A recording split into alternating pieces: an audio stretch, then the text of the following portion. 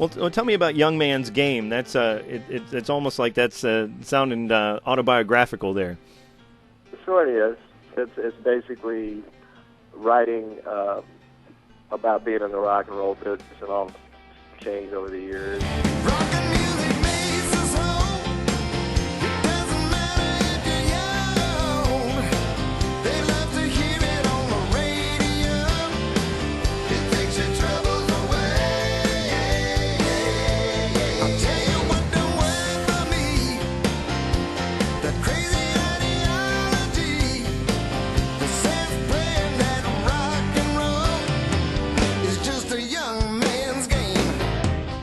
They saying, yeah, the guys that started this whole thing are still doing it. We're still valid, we're still relevant, and that's kind of what that's all about. It's and also, I'm giving kudos to the guys that do other types of music without getting real specific, right, but not real. Well, and in a way, some of the younger bands could take some lessons from you guys that have been doing it for so long, and certainly putting on a good live show is something you guys, I think a lot of people could take lessons from. So, well, thank you very much. I mean, that song, the same could be said for us. We learned from some of the best guys that ever played music. I mean, we all did. We all listened to some really great players from all genres of music. But, when you come to rock and roll, I had some great influences growing up from the time I was like 8, 9 years old. I was listening to Little Richard. I was listening to Elvis Presley. I was listening to Bo Diddley. I was listening to all these guys that, particularly Bo Diddley and Little Richard, who just, to me, were like vibrant, electric. Really changed your mind about the way of looking at things. And later on, James Brown and a whole lot of R&B artists, like, too numerous to name, like Otis Redding, and go on and on and on. But it's like my hat's off. I'm taking my hat off at those guys as well, because they brought me where I am today. Right. So I'm saying what we're doing in that song is basically saying, here's where we are. We've been doing it this long. The reason we've been doing it this long is because we believe in the stuff we're doing and the music and the quality of it. It's really important. Right. That sounds like a little overthought. I wasn't really thinking that hard. But, that's kind of what the message is, I guess. Well, and tell me about Willie Nelson. That's kind of a surprise to see his name on a Doobie Brothers record. He lives in Maui. And his family and Pat's family, and Pat and Willie, of course, are good buddies. And they hang out together, and I think Pat's probably going to want, this probably been a dream of his for a long time, to have a song he could do with Willie. So I think Pat probably wrote the tune, and then he had Willie write some of the words and come in and sing on it. And that's what he did. And that also happened over in Maui. And if life was just a game we played, I know we won. After all was said and done, I know we won. You formed the band in the early 70s, and you and Pat Simmons, and went through a lot of ups and a lot of downs, and at one point you had to walk away from the band for a while. What was going on then? Called a peptic ulcer, and I had it in high school, but it had, it was giving me trouble then, but I was able to keep it under wraps, however you want to look at that. And then by the time we'd been on the road for 3 or 4 years straight, a lot, and that rock and roll lifestyle, it finally blossomed, and it really laid me low. I was in bad shape. I was throwing up a lot of blood. Well, I get into all this, really gory stuff, but so I had to leave the road, and go into a hospital for a while, and now it's completely gone. I haven't had any problems with it since 76. So it happened in 75. I got rid of it by 76, or got it healed, I should say, and it's never been a problem again. But I just need to take the time out and get back in a good shape physically. Gotcha. Now, when you finally got healthy, though, the band had done so much changing because, Michael had taken over the band and carried on the band's name, but kind of took it in a completely different direction. Huh? That would be correct. And actually, that was a blessing because he also had a slew of songs. And he was not brought in for that reason, but as it turns out, he had all these songs that he had written, and that ended up being taken to the streets. And I think the next not so much Living on the Fallout, only has songs on it, but then Minute by Minute was a huge album, and they got like 2 or 3 Grammys on that. So it kept the band present in people's mind, brought in a whole new audience because it was a totally different style of music.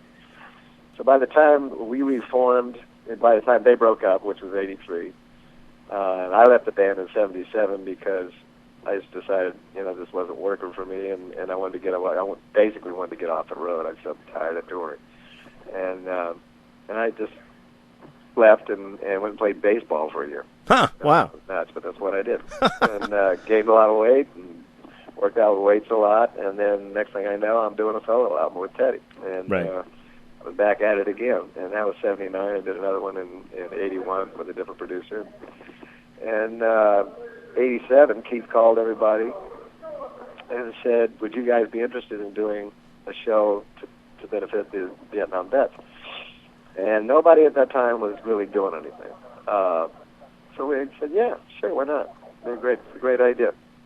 So you got 13 guys together up on the stage all at once.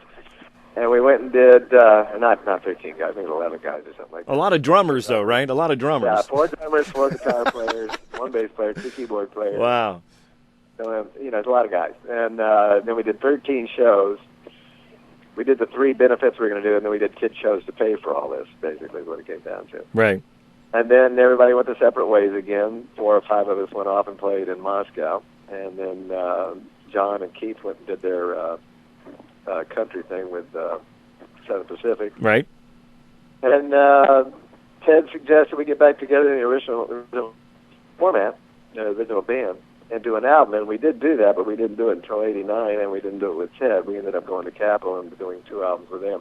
And then the next album after those 2 was Sibling Rivalry, which was 10 years ago, and now we're here. Now we're here. There's the history of the Doobie Brothers in a nutshell there for you. Baby, in a nutshell.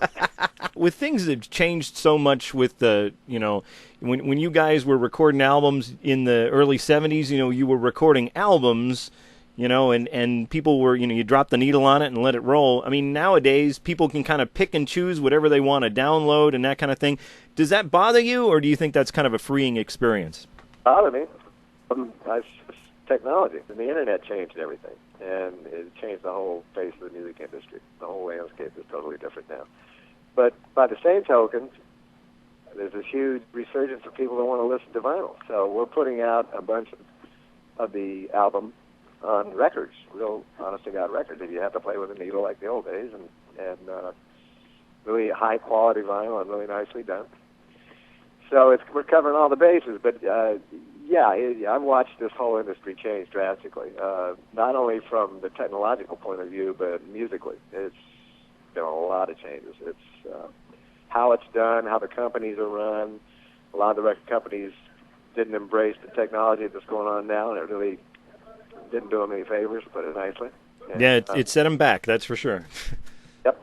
And so that opened the door for selling stuff online. Some groups have even sold entire albums online. Right. They don't even bother with a company; they just put it out themselves. Right. It's like the new frontier. It's like the Wild West, and it's changing every day. Exactly. No, that's cool. You try to hit all the bases you can. Our independent record label that we're with, the House of Rock, and it's pretty much about.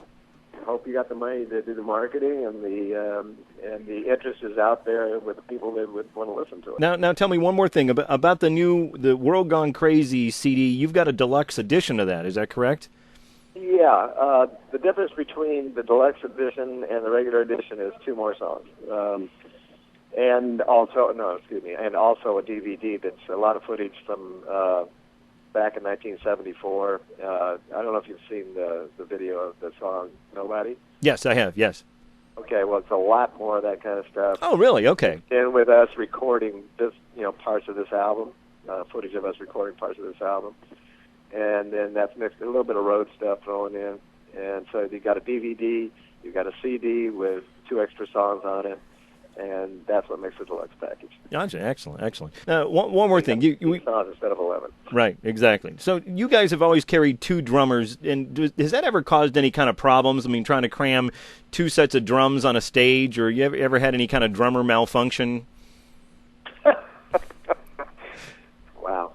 I can't say they've ever had a drummer malfunction.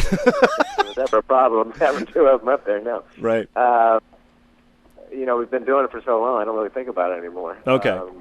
But I'm not saying we haven't played on some stages where we weren't challenged, not only with two drummers, but everybody else. Right.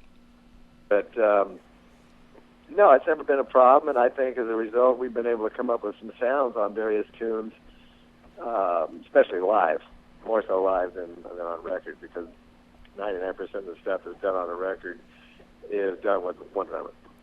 Right. I can think of one song right now where two drummers are playing at the same time, and that was Without You. Huh. That's the only one I can think of at the moment. I'm not saying there isn't more, but there's not a lot more. Right. Huh. And so that's it's all about live. Right. For the two drummer thing. Interesting. Okay. Well, hey, I appreciate you talking to us, Tom. It's good luck on the new CD, World Gone Crazy, and we hope to see you out on the road there too. Then.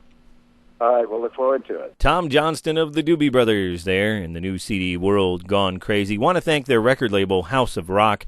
They mailed me the deluxe edition of the album, which has the 2 extra bonus tracks plus a DVD. And this, I'm telling you what, if you're a fan of the Doobie Brothers music, this is really worth checking out. It's only a couple of extra bucks more than the regular standard edition of the CD, and you get this DVD, which has got the video to Nobody, which is great, but there's also a 30-minute documentary on the entire history of the Doobie Brothers, including the Michael McDonald years. A lot of great interviews and just unbelievable archival footage. I mean, there's clips of them on the TV sitcom What's Happening. They're on the Grammys, all these different things. So really worth picking up the deluxe edition of World Gone Crazy. You can read a review of the CD by going to our website, iconfetch.com. We've also got song clips, and you can even buy the CD right from our website. Now, future editions of Icon Fetch look like this. We've had this guy on deck for a while, and because he doesn't have any new material out, we've been kind of holding off on it. But we're going to be airing the interview that I did with Martin Briley. This guy had one hit from 1983 called Salt in My Tears, but he has written songs for a diverse list of people, including Celine Dion, Jeff Healey, Pat Benatar, Night Ranger, Michael Bolton.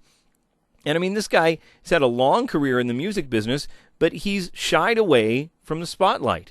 So a very unique perspective from Martin Briley. He is up next on our next edition of Icon Fetch. And coming up very soon, well, they were one of the biggest bands of the 1990s. The Gin Blossoms had a slew of hits. Hey Jealousy, Found Out About You, Allison Road, Till I Hear It From You. Well, they're back with their 4th CD called No Chocolate Cake.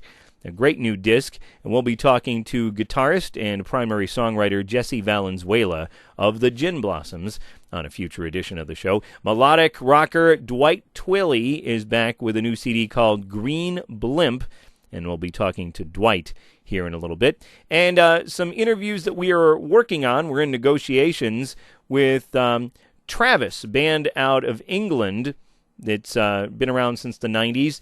Their lead singer, Fran Healy, is getting ready to release a new solo album, and we hope to be talking to Fran here in a little bit.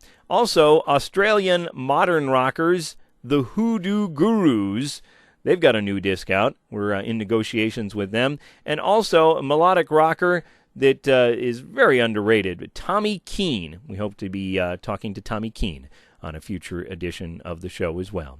Now, head on over to our website, iconfetch.com. Not only can you listen to each and every interview that we've done on the show, but also we are getting our hands on just about all of the new CDs out there. So we've got an enormous list of CD reviews up there, and you can listen to the song clips from each one of those new CDs. Plus, we've got classic CD reviews, concert dates, CD release dates, all kinds of cool stuff there.